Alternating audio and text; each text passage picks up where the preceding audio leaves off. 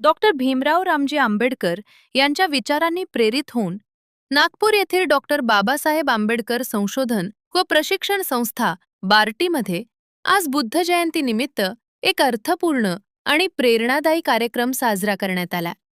शांतता, समता आणि करुणेचा संदेश देणाऱ्या भगवान बुद्धांच्या शिकवणींचे स्मरण करत उपस्थित अधिकारी व कर्मचाऱ्यांनी त्यांच्या विचारांची पुनरावृत्ती केली आणि समाजात शांततेचा संदेश देण्याचा संकल्प घेतला. या प्रसंगी प्रकल्प अधिकारी हृदय गोडबोले आणि सर्व सहकर्मी यांची उपस्थिती लाभली होती. वातावरणात सकारात्मक ऊर्जा आणि बौद्धिक चिंतनाची एक वेगळीच अनुभूती पाहायला मिळाली. याचसोबत आजचा दिवस 1 मे महाराष्ट्र दिन आणि कामगार दिन म्हणूनही उत्साहात साजरा करण्यात आला. राज्याच्या प्रगतीत योगदान देणाऱ्या प्रत्येक कामगाराच्या कष्टांचा गौरव करण्यात आला. विचारांची प्रेरणा, एकतेचा संदेश आणि सामाजिक बांधिलकीची जाणीव असा बहुआयामी कार्यक्रम बार्टीमध्ये अनुभवायला मिळाला. सर्वांना सप्रेम जय भीम. आज बुद्ध पौर्णिमा आहे आणि बुद्ध पौर्णिमेनिमित्त आपण सर्वांना हार्दिक शुभकामना, मंगलकामना. आज महाराष्ट्र दिवस आहे आणि कामगार दिवससुद्धा आहे.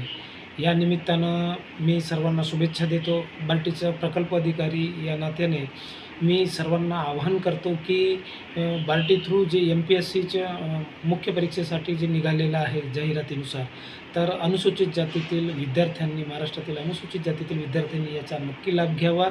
आणि बाबासाहेबांनी जे कामगार कायदे केले, ते कामगार कायदे कोणते आहेत, कसे आहेत, त्या सगळ्यांची माहिती महाराष्ट्रातील प्रत्येक जनतेला असणं गरजेचं आहे.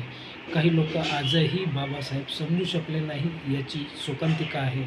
आज इथे इंदोरा परिसरामध्ये धम्म रॅली निघालेली होती.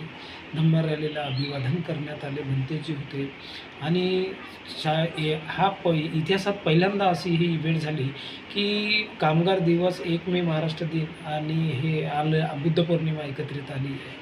तर ह्या दोन्ही महापुरुषाला विनम्र अभिवादन करतो मी.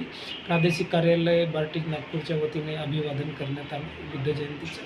आणि नागपुरात वेगवेगळ्या ठिकाणी अभिवादन करत आहेत. तर नुसतं अनुसूचित जातीतील महार जातच नाही, तर इतर ज्या जाती येतात, उपजाती अनुसूचित जातीतील, त्या सगळ्या जातींनीसुद्धा डॉक्टर बाबासाहेब आंबेडकरांना अभिवादन करावं. बुद्ध पौर्णिमेच्या मी सर्वांना शुभेच्छा देतो. जय संविधान.